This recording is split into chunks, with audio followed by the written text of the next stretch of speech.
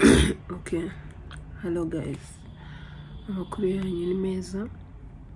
Nanjye amakuru yanjye ni meza, meze neza cyane.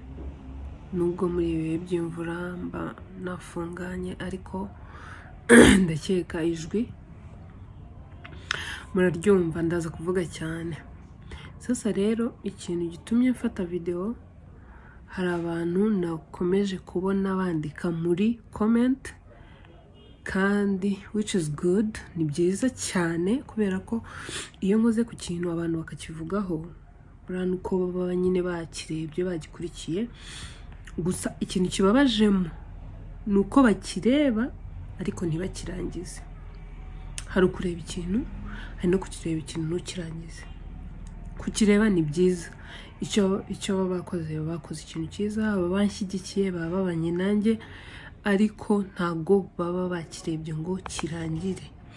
Kubera ko nituza kureba neza turasanga ibintu bari kuvuga, ibintu nyine bateye comment, nuko icyo kintu batakirebye ngo kirangire.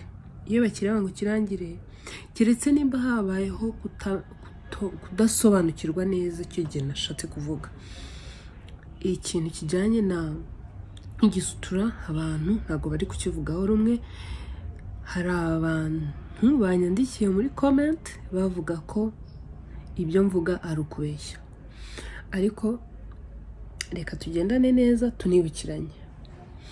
Tujya kuvuga kuri iki kintu twavugaga kuki? Twavugaga ku kintu kijyanye n'ikibuno, ntago twavugaga ku kintu kijyanye n'inda, ntago twavugaga ku kintu kijyanye n'amabere, twavugaga ku kintu kijyanye n'ukuboko, twavugaga ku kijyanye n'inda, twavugaga ku kijyanye n'ikibuno. Sasa rero iyo umuntu aje muri comment umwe babiri bakandika ngo urabeshya ntibanasobanure, nyine bituma n'uwagakoresheje cya kintu nyine avuga ati ibi bintu bambwiye yarambeshye, nyine ni ibisanzwe, ni ibintu byo kuri YouTube. Ariko kambabwireho akantu gatoya, njyewe kubera ibintu nagiye mpura nabyo kuri YouTube, ugasanga mbonye nk'ikintu nagikoresha nkasanga ntago ari cyo, mbonye nk'amavuta bari kwamamaza amavuta meza nayakoresha nkasanga ayo mavuta bo bari kwiyamamariza, ntago ibintu bari kuvuga ari ukuri. Ibyo bintu byatumye nyine numva nzaza nkora ikintu nanjye ubwanjye nzi neza, mvuga ati iki kintu I'm sure, ndabizi neza ko iki kintu ari cyo koko, apana kuza hano nyine nguje kubeshya abantu. Urumva njyewe mu buzima busanzwe mvugisha ukuri, iyo ikintu ntakizi ntago mba nkizi nyine.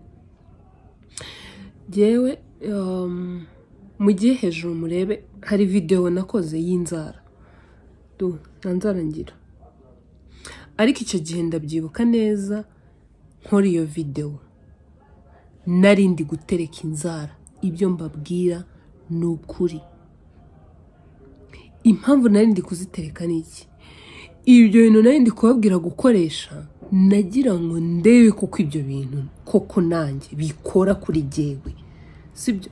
Nimba ndi kubabwira ngo turashaka gukuza inzara, nkaba narazi kuzaho na rimwe ngo ndebe ko zikura koko.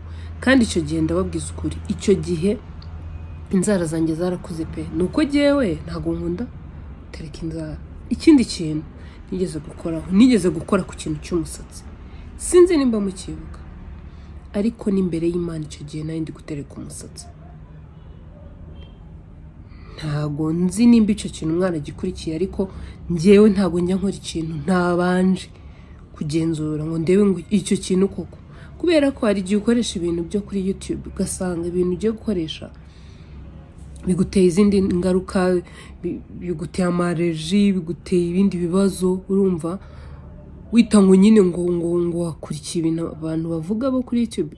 Ntago mvuze ko abantu bose kuri YouTube babeshya, ariko habaho n'abantu nyine aza agakubita ikintu aho ngaho nta nubwo yagikoresheje ngo arebe kuko gikora, akaza gusa agapfa kubabwira. Rero njyewe ntago ari uko ngo komeze, oya, ntago njye nshobora kuza aha ngaha ngo nze mpfe kubabwira ikintu ntazi, ntago bishoboka. Ibyo ntago bishoboka. Ngewe rero ubundi mu buzima busanzwe nkunda kwita ku mubiri wanjye. Ku bantu banzi barabizi burangira discipline mu bintu by'ibiryo. Ibintu bijyanye n'ibiryo buriya ni ikintu nitondera nyine, ndi wa muntu nyine ushobora kuvuga ngo mfashe igihe ngiye kuri regime kubera ko mbona umubiri wanjye umeze gutya. Niyo wazana iki, niyo wampa iki, ndavuga ngo reka mbanze nkore regime nirangira icyo kintu umuntu ari kumpa nanjye nzakigurira, cyane ko nta kintu kibi cy'ikiryo nzi kibaho gihenze ku buryo njye ntabasha kukigura. Rero ngewe nta kintu na kimwe ushobora kunshukisha mu bijyanye n'ibiryo ngo mbe nyine nagishidukira. Ibintu rero bijyanye no kurya, ibintu bijyanye no mu kanwa, ibintu njye ngiraho discipline. Sasa impamvu uvuga ngo aba bantu bavuga ngo narabeshye batankurikiye neza, naravuze ngo igisutura kirabyibushya ku buryo nagikonseye umuntu ushaka no kubyibuha, ushaka kugira gute kubyibuha. Sasa rero iyo muza mumbwira ngo igisutura ntago kibyibushya, ngo ntago ngo kibyibushya hose, bya bindi nyine navuze, ikintu cyose gisaba discipline. Iyo udashyizemo discipline urabyibuha nyine. None se kambabaza, iyo ugiye muri gym ntabwo uba ugiye kugabanya ibiro, none uzagende ufate ibintu waryaga ubikube kabiri urebe ibiro ugira. Ariko iyo ugiye ufite discipline ugakora ya siporo yawe, ukarya ibiryo nyine, ukarya nyine ibintu uvuga ngo ibi bintu, ukajya ureba amagarama ukavuga ngo ngiye kurya aya magarama ya nangiye kurya ibi n'ibi byose, ukabibara nimba ariko nabivuga. Ukajya uvuga ati mu gitondo breakfast yanjye ntabwo ngomba kurya umugati uyu nguyu w'umuhondo cyangwa w'umweru, ngomba kurya umugati w'ingano. Urumva, mu gitondo mbere yo kujya muri siporo ntabwo ngomba kunywa ji irimo isukari. Urumva, si nywa amata arimo fat nyinshi, ibintu byinshi ukabigabanya. Urumva, ukavuga ngo ngewe ndira ku gihe, nimba ari saa sita ni saa sita. Buriya ibintu byo kuryagagura nabyo birabyibushya. Guys, murashaka ko nzaza hano nkabigisha ukuntu abantu barya kugira ngo nimba ari igice ushaka ko kibyibuha cyonyine kiba ari cyo kibyibuha? Nimba turi kuganira ku kibuno, ni ikibuno nyine. None se nimba ufashe icyo gisutura ugakubitaho ibyo biryo, sibyo? Noneho reka mbabwize ukuri, hari abantu kuri bagondoza umubiri pe, sibyo? Wowe mu gitondo ufashe breakfast iri heavy, ufashe ibintu nyine by'umuntu ushaka kubyibuha, sibyo? Saa yine ukubise igisutura, saa sita igisutura, ugeje nijoro urariye ibiryo bya bindi. None se nigeze mbabwira ko igisutura kinanura? Nababwiye ko kibyibushya, sibyo? Ariko ku muntu ushaka kuzana ikibuno kiramubyibushya, ariko kuri discipline. None se ni gute wombwira ngo wanyweye igisutura uranarya?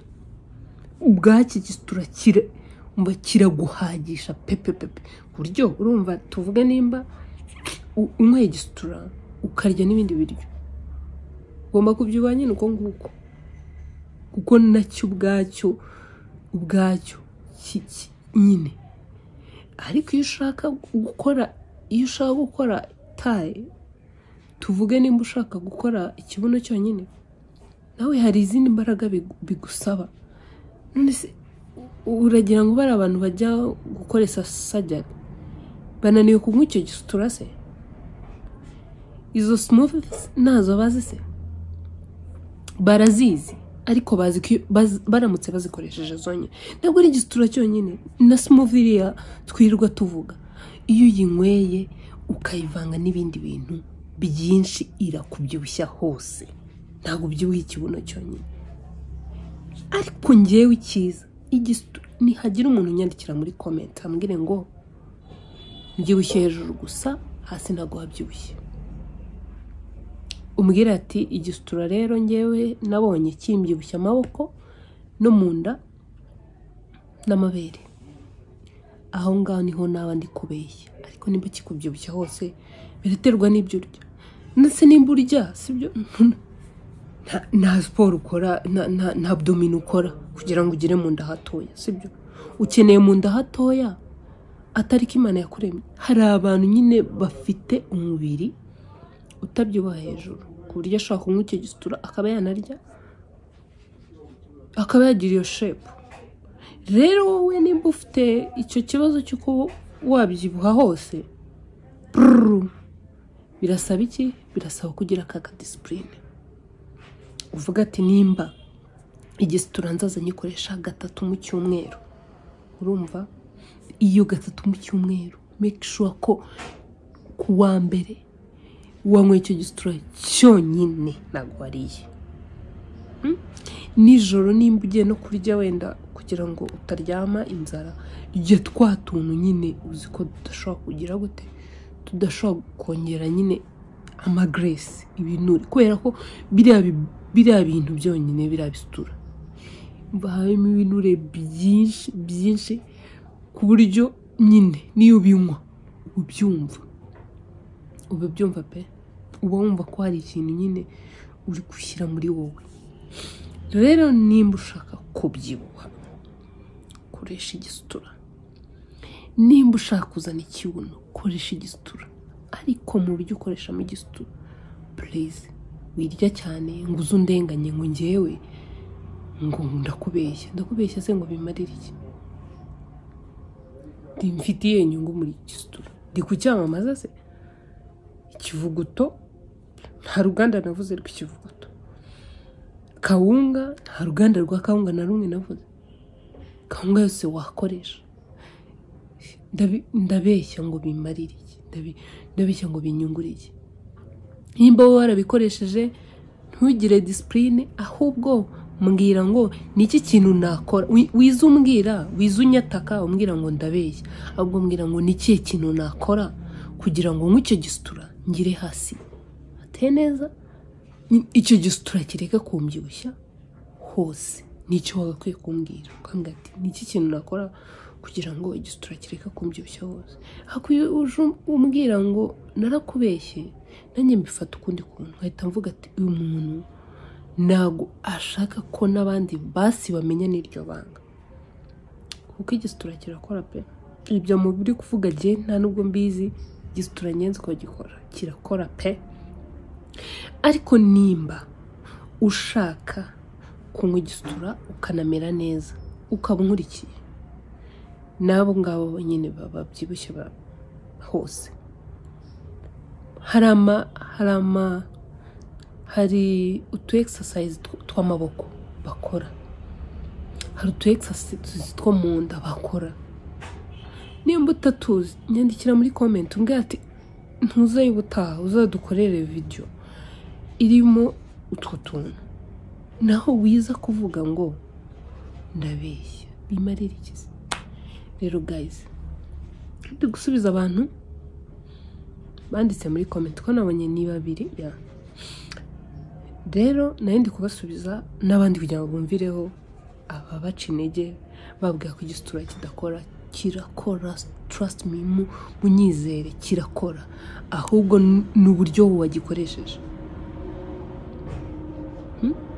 Bya bindi twishyizemo ngo ugomba kurya. Urahaze, ushaka kurya iki kindi? Urahaze, uri kumva sinzi hari abantu nyine usanga atariye ntago ryarema. Ibyo bintu rero ni bibi. Rijya kubera ko ushonje sibyo. Wirya ngo kubera ko ngo ari ngombwa kurya ngo kwa kubiryo bihiye kubera ko ibyo mbabwira nanjye ndabikora. Nago ndi wa muntu uvuga ngo umuntu ko bazanye ibiryo nimba ntashonje ntago ndya. Ntago ndya pe. Ndi wa muntu ufata igihe nkavuga ngo sindya umugati, sindya amandazi, sindya amafarini kubera iki? Kuko nabyo nshaka. Zingaruka z'amafarini. Nese icyo gisitura ubundi nimba ugifata ugakoresha amandazi ugakoresha amafarini. Ibintu by'amafarini guys nimba ushaka kugira mu nda heza tandukana nabyo. ubihambe mwumve ko ibyo bintu utigeze unabirya mu buzima utajya unabirya. Ngiye hari ubuzima njya mbamo abantu iyo still nyine iyo ushaka ikintu ubana n'icyo kintu ukamera nkaho nyine icyo kintu ari nk'ikintu utarya, mbese ukiriye wagira na allergie. Ngiye rero nigeze kubana n'abantu babaho bazi ko ntarya umugati n'amandazi n'ibintu birimo amafarini, iyo mbiriye ushobora kugira allergie. Kandi mu by'ukuri nyuma nibwo nawe ugatirika yewe nta kintu bintwara, gusa ntago njya mbirya. Barumirwa kubera iki buri mu gitondo nabyukiraga ku icupa ry'amazi. Ntago mbeshya, abanzi barabizi bakandika muri comment. Rero ibintu byose ni discipline. Urashaka gutera neza utabyibushye hose, nyandikira ari cyumbaza, ariko apana kuvuga ngo nabeshye gute. Nimba ubyibushye hose means ko n'ikibuno cyabyibushye, si byose? Kandi twa turi kuvuga ku kibuno. Ubwo ngiye ko mfite n'irihe? Ahubwo wowe kora abdomino, ukore udusporo tw'amaboko, ukore udusporo twahangaha gutya mu mayasha, kwa kundi umuntu aba afite ibintu byipfunyaritse. Hari abantu nyine baba bashaka kubona ibintu byoroshye. Nta kintu cyoroshye kuri iyi si kibaho. Ibintu byose bisaba kubikorera. Isitura cyagucisha kuba icyo kibuno ahubwo kikakuzanisha niyo nda kubera iki? Kandi discipline irimo nyine. Rero guys, mwakoze kubana nanjye. Ndakeka ko abantu bari banditse basubijwe, nimba bazongera guscrollinga bakakigwaho icyo gisitura akabona ko nabasubije, n'abandi kandi bari bafite gahunda yo kugikoresha bumvireho. Abantu bibaca intege, nuko nguko gahunda zimeze. Nimba ukoze ikintu shyiramo discipline. Nimba nta discipline, even n'amasiporo, even n'ibintu byose, nta kintu kimwe wakora utashyizemo discipline. Bye, Imana ibarinde. Mwibuke gukora subscribe atarayikora, like, nukuri mukomeze kandi munyandikire muri comment ibibazo mufite, ngenzaza mbibasubiza kuri video. Murakoze.